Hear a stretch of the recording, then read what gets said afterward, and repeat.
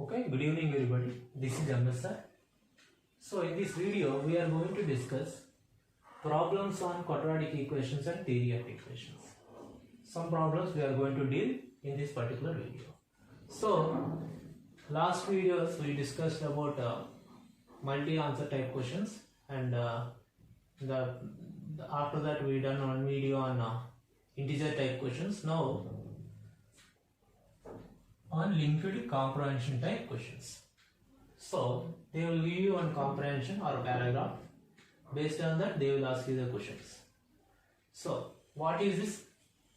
So to solve any n number of questions based on the paragraph or comprehension, whatever they give you, we should understand what it is. First of all, we should understand the content here.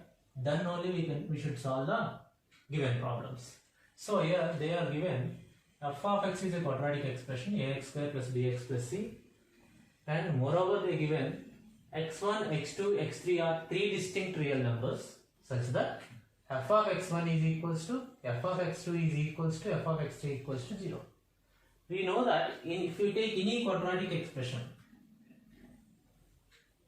or any quadratic equation, if you take ax square plus bx plus c equal to 0, maximum how many roots will exist? 2 roots. So maximum how many roots exist? 2 roots. So we can say that if any quadratic equation have more than 2 roots, we can say that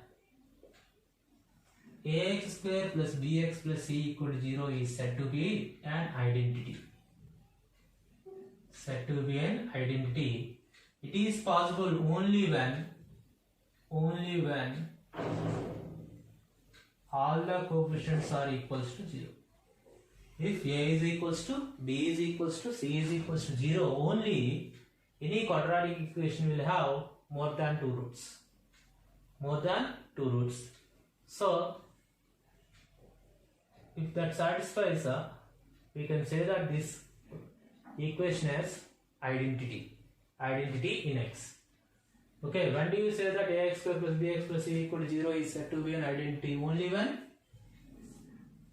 Only when coefficients are equal to 0.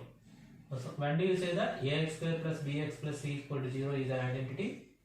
If a is equals to, b is equals to, c is equals to 0. So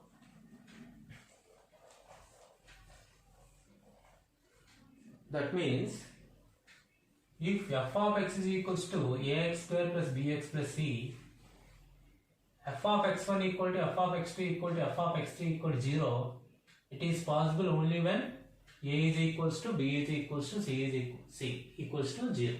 Okay, now see the first problem. x1, x2, x3 are three real numbers and they are distinct. x1 not equals to, x2 not equals to, x3. Now what is the value of g of x, they asked. What is the value of g of x is identically equal to, actually the question is they given is g of x is identically equal to what? So first to find g of x1, what is that you will get? G of x1, wherever x is there, replace with x1. Okay, so x1 minus x2 into x1 minus x3 by denominator x1 minus x2 into x1 minus x3 plus here x1 minus x1 0, the whole term will be 0. Here also x1 minus x1 0, the whole term is 0. So you got this x1 minus x2 into x1 minus x3 by x1 minus x2 into x1 minus x3. Both will be cancelled and equals to 1. So answer to this question is 1. Okay, simple. If you take g of x2 also, g of x2 if you take x2 minus x2 0, this term is 0, x2 minus x2, this term also 0. Here you will get x2 minus x1 into x2 minus x3 by x2 minus x1 into x2 minus, this is also 1 you will get, and g of x3 also you will get 1. Therefore, we can say that g of x is identically equal to 1. That is the first problem.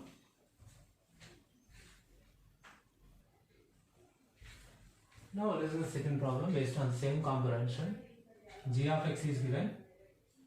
So when G of x is identically equal to what they asked. So this is the expression they given, G of x. Similar like the previous problem, G of x1 will be how much is it? G of x1. Previous problem, this expression plus this expression plus this expression they given. Okay, in this problem actually x1 into this, x2 into this, x3 into this. In the previous problem we got the value is 1, right? So here if you take x1 minus x2 into x1 minus x3, x1 minus x2, x1 minus x3 by x1 minus x2 into x1 minus x3. Okay, into x1 is there. Now this value is cancelled and you will get x1. So this term x1 minus x1 0, x1 minus x1 0. So this term will be 0, this term will be 0. G of x1 is equals to x1. Okay. Similarly, G of x2 if you take, what is G of x2 you will get? This term will be 0. This term will be x2 because x2 minus x1 into x2 minus x3. By x2 minus x1 into x1, this will be cancelled, you will get x2. This term and this term will be 0. Similarly, which is equals to, similarly G of x3 will be equals to x3. Therefore, we can say that G of x is equals to x. So, for this answer is x.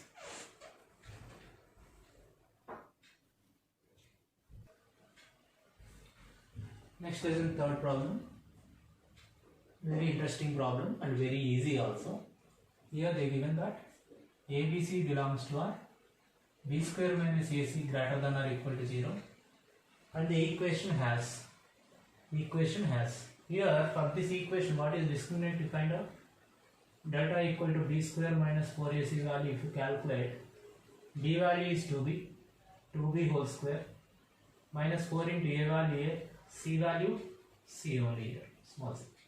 So 4B square minus 4AC. So I can take 4 times of B square minus AC. They are given that B square minus AC greater than or equal to 0. So we can say that roots are real. Roots are real or roots are real and equal. So we can say that delta is greater than or equal to 0. So they may be distinct, they may be equal. Now we can say that roots are real. So two real roots are positive. Two real roots are positive. Then we have to discuss the signs of the coefficients ABC.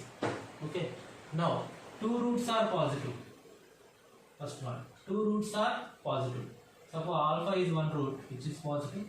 Beta is other root which is positive. Sum of the roots, what is the formula? Minus B by A. That is minus 2B by A. And product of the roots formula is C by A. C by A. Now see. When both the roots are positive, product is positive, we know that. When both the roots are positive, sum is also positive. Okay. Now, numerator by denominator. This is numerator and denominator. So, ratio of two quantities when it is positive, if both have same sign. So, here we can say that A comma C are of same sign. A comma C are of same sign. Then either A and C are negative or either A and C are positive. So here come to this conclusion. So here no use of this 2 also. We should discuss the sign of A and A. So minus B by A.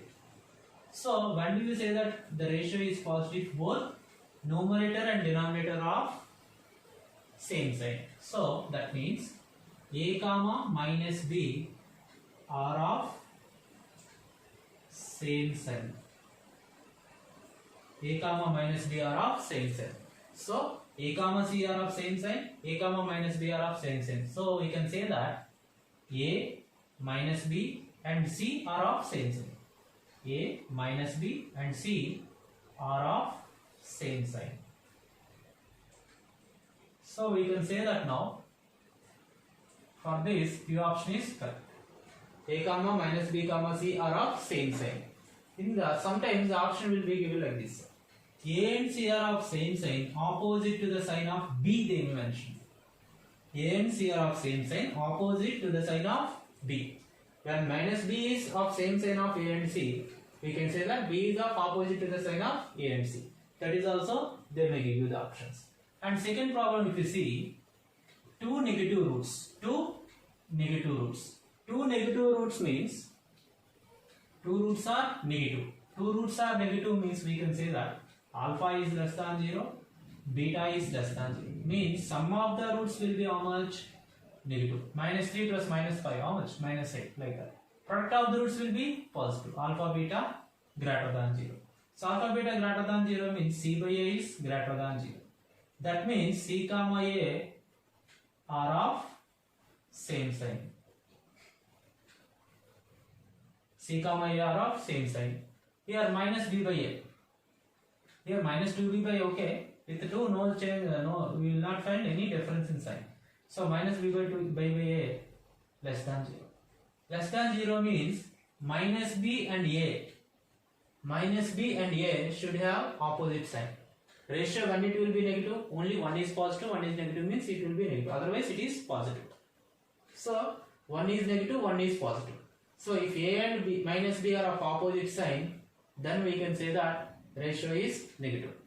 Now otherwise, if A and minus B are of opposite sign means A comma B are of same sign, right? If A comma B minus B are of opposite sign, A comma minus B are opposite sign means A comma B are of same sign. So now A comma B, C comma A. Yes, A is common for both conditions. So A is of same sign of B, A is of same sign of C. So we can say that A, B, C are of same sign. A, B, C are of same sign. Okay, this is second problem. And third one they given, one is positive, one is negative. One is positive, one is negative. So if one is positive, one is negative, what will happen? We cannot say anything about sum of the roots because one positive, one negative plus minus 10 plus 3, you will get minus 7. Okay, 10 minus 3, you will get plus 7. So we cannot say anything about sum of the roots, but surely we can say that product of the roots is negative. Product of the roots is negative. That is C by A is negative. C by A negative means we can say that C and A are of opposite sign. C and A are of opposite sign. A comma C are of opposite sign. But you did not find, you cannot find this option in the given form. So we can say, we can rechange like this. We can change like this. A comma minus C are of same sign. A comma minus C are of same sign. A comma minus C are of same sign. So this option is P. Okay, this option is R. This is S. And equal roots. If the roots are equal, what does that mean? If the roots are equal, discriminant is equals to 0. Already we found what is the discriminant.